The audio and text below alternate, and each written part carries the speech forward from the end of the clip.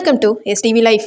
இன்னைக்கு வீடியோவில் என்ன பார்க்க போறோம்னா, ஒருத்தர் கஷ்டப்பட்டு வாழ்க்கையில் முன்னேறி ஒரு நல்ல பொசிஷனுக்கு வந்திருக்காரு. ஒரு நார்மலான மிடில் கிளாஸ் பையன் எவ்வளவு ஸ்ட்ரகிளை தாண்டி இன்னைக்கு இந்த பொசிஷனுக்கு வந்திருப்பாருங்கிறத இந்த வீடியோவில் நம்ம பார்க்கலாம். இவரை நம்ம குட்டி சிவகார்த்திகேயன்னு சொன்னாலும் மிகையாகாது. யாரை சொல்றேன்னா, சரவணன் மீனாட்சியில் வந்த சரவணன், பிக் பாஸ்ல வந்த ரியோராஜ் அவர்களோட வாழ்க்கை வரலாறு தான் பார்க்க போறோம். அதுக்கு முன்னாடி உங்களுக்கு ரியோராஜ் பிடிச்சிருந்துச்சுன்னா கண்டிப்பா இந்த வீடியோக்கு லைக் பண்ணிட்டு பாருங்க. வாங்க வீடியோக்குள்ள போலாம்.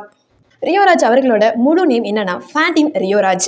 ரியோராஜ் அவர்கள் ஒரு model, actor, anchor, VJ, host பண்றவர், இந்த மாதிரி சொல்லிக்கிட்டே போகலாம்.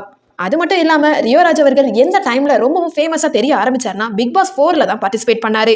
ரியோராஜ் அவர்கள் 1989 வருஷம் பிப்ரவரி மாதம் 17ஆம் தேதி பிறந்திருக்காரு. அவரை எதனால குட்டி சிவகார்த்திகேயன் சொல்றோன்னு உங்களுக்கு இப்பவே புரிஞ்சிருக்கும். ஏன்னா சிவகார்த்திகேயன் அவர்கள் பிறந்த அன்னைக்கு தான் இவருமே பிறந்திருக்காரு. ரியோராஜ் அவர்கள் ஈரோட்டில் தான் பிறந்திருக்காரு. ரியோராஜ் அவர்கள் ஈரோட்டில் உள்ள மாணிக்கம் பாளையத்தில் பாய்ஸ் ஹையர் செகண்டரி ஸ்கூல்ல தான் படிப்பை முடிச்சிருக்காரு. அதை தொடர்ந்து குரு ராகவேந்திரா பாலிடெக்னிக் காலேஜ்ல தன்னோட டிப்ளமோ படிப்பையுமே முடிச்சிருக்காரு. அதை தொடர்ந்து கொஞ்சம் வருடங்கள் ஒரு பிரைவேட் கம்பெனிலையுமே வேலை பார்த்திருக்காரு. ரியோராஜ் அவர்களோட ஃபேமிலின்னு பார்த்தோம்னா, அவங்க அம்மா, அப்பா, ஒய்ஃப், அவங்களுக்கு ஒரு சகோதரரும் இருக்காரு. ரியோராஜ் அவர்களோட அப்பா ஒரு டிரைவர், அம்மா அங்க உள்ள பனியன் கம்பெனில வேலை பார்த்திருக்காங்க. அவங்க அண்ணனுமே சேம் கம்பெனில வேலை பார்த்திருக்காரு. தன்னோட படிப்பை முடிச்ச ரியோராஜ் அவர்கள் காலேஜ்ல பல காம்படிஷன்ஸ்ல பார்ட்டிசிபேட் பண்ண ரியோராஜ் அவர்கள் அவருக்கு வீடியோ ஜாக்கி ஆகிறத தாண்டி தன்னோட முகம் டிவியில தெரிஞ்சா போதும்னு நினைச்சிருக்காரு. அதுக்கான முயற்சியுமே பல வகையில எடுத்திருக்காருன்னு தான் சொல்லணும். அந்த வகையில 2006 வருஷத்துல ரிலீஸ் ஆன கனா காணும் காலங்கள்ங்கிற கல்லூரி கதையில அந்த சீரியல்லையுமே நடிச்சிருப்பாரு. தன்னோட டிவி பயணத்தை அங்கதான் தொடர்ந்திருக்காருன்னு சொல்லணும். அங்க கொஞ்ச நாள் வேலை பார்த்ததுக்கு அப்புறம் சன் மியூசிக்ல ஜாயின் பண்றாரு. விஜேவா பணியாற்றவும் தொடங்குறாரு. ஒரு சின்ன கேரக்டரான ரியோராஜ் அவர்களோட லைஃபை தாண்டி ஒரு விஜேவா மாறுறாரு.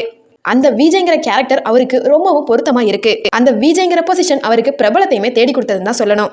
அதை தொடர்ந்து கல்லூரி காலம், சுட சுட சென்னை, காஃபி டீ ஏரியா, ஃப்ரீயா விடு, ரெடி ஸ்டடி போங்கிற மாதிரி பல ப்ரோக்ராம்ஸை எடுத்து நடத்தினாரு. அந்த விஷயத்துல மிகப்பெரிய அளவுல பிரபலமும் ஆகியிருக்காரு. பல வருடங்கள் தொடர்ந்து விஜய்வா இருந்த ரியோராஜ் அவர்களுக்கு திரும்பவும் அதே விஜய் டிவில ஒரு பெரிய சான்ஸும் கிடைக்குது.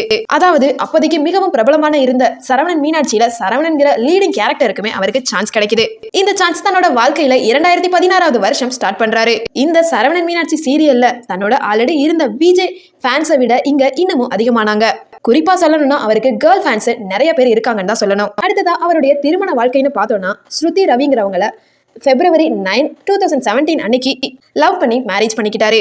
அவங்களுக்கு ரித்திங்கிற மகளும் இருக்காங்க. அவருடைய வாழ்க்கை சரவணன் மீனாட்சிக்கு அடுத்து 2017 வருஷம் சத்ரியன்கிற படத்துல குணாவோட ஃப்ரெண்டா நடிச்சிருப்பாரு. அதை தொடர்ந்து சிவகார்த்திகேயன் அவர்களோட ப்ரொடக்ஷன்ல 2019 வருஷம் லீடிங் ரோலான நெஞ்சமுண்டு நேர்மையுண்டு ஓடு ராஜாங்கிற படத்துல 2020 நடிச்சிருப்பாரு. அந்த படம் மிகப்பெரிய அளவுல நல்ல வரவேற்பையுமே கொடுத்தது. ரியோராஜ் அவர்களுக்கு சீரியல், ஆக்டர், விஜய் இதனையும் தாண்டி சினிமா துறையிலையுமே நல்ல வரவேற்பும் கொடுத்தது. ரியோராஜ் அவர்கள் பாசிட்டிவ் ரோலையும் தாண்டி நெகட்டிவ் ரோலையுமே சூப்பரா கலக்கிட்டாருன்னு சொல்லணும். அதுக்கு ஒரு எக்ஸாம்பிள் சொல்லணும்னா, காதல் ஒன்று கண்டேன்கிற ஷார்ட் பிலிம்ல கௌதம்ங்கிற கேரக்டர்ல நெகட்டிவ் ரோல்னா இப்படிதான் இருக்கணுங்கிறதுல சூப்பராகவே நடிச்சு கொடுத்திருப்பாரு. அதை தொடர்ந்து 2020 ரியாலிட்டி ஷோவான பிக் பாஸ் 4ல பார்ட்டிசிபேட் பண்ணாரு. அதுல உலகம் ஃபுல்லா இருக்க தமிழ் மக்கள் கிட்ட நல்ல வரவேற்பையுமே வாங்கினாரு. அவருக்கு ஒரு நல்ல பாசிட்டிவ் ரிவ்யூவுமே வந்தது. ரியோராஜ் அவர்கள் இன்னும் ஒரு படி முன்னேறதுக்கு இதுவும் ஒரு காரணமாவே அமைஞ்சிருக்கு. இந்த வகையில இவருடைய முன்னேற்றத்திற்கு விதமா இவருக்கு பல விருதுகளையுமே வாங்கியிருக்காரு. 2014 பெஸ்ட் ஆங்கருக்கான விகடன் அவார்டும் வாங்கியிருக்காரு. 2017 சிறந்த கண்டுபிடிப்புக்கான விஜய் தொலைக்காட்சி அவார்டுமே வாங்கியிருக்காரு. நெக்ஸ்ட் 2018 பெஸ்ட் ஹோஸ்டுக்கான கலாட்டா அவார்டுமே வாங்கியிருக்காரு. அதை அடுத்து 2020 அப்போ ரைசிங் ஸ்டாருக்கான எடிசன் அவார்டும் வாங்கியிருக்காரு. இன்னும் ஒரு படி மேல போகி ரியோராஜ் அவர்களுடைய டைம் பாஸ் என்னன்னு பார்த்தோம்னா, அவருக்கு டிராவல்னா ரொம்ப பிடிக்குமாம். அதுவும் அவருக்கு பைக் ஓட்டுறது ரொம்பவும் பிடிக்குமாம். ரியோராஜ் அவர்கள் பிறக்கும் போதே கோல்டன் ஸ்பூன் கிடையாது. ஒரு நேரம் சாப்பாட்டுக்கும் கஷ்டப்பட்டு தன்னோட ஃபேமிலியை மேனேஜ் பண்ணி அதுவும் கடைசி குழந்தையா பிறந்திருக்காரு.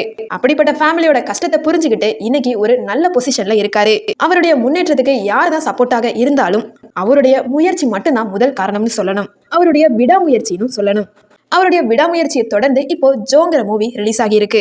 மக்கள் கிட்ட மிகப்பெரிய அளவுல வரவேற்பு கொடுத்திருக்குன்னு தான் சொல்லணும். சிம்பிள் பட்ஜெட்டாக இருந்தாலுமே அது மிகப்பெரிய அளவுல வெற்றியை கொடுத்ததுன்னு தான் சொல்லணும். உங்களுக்கும் அந்த மூவி பிடிச்சிருக்கும்னு நினைக்கிறேன். இன்னும் ரியோராஜ் அவர்களுடைய வெற்றியை பார்க்கறதுக்காக எல்லாரும் வெயிட் பண்ணுவோம்.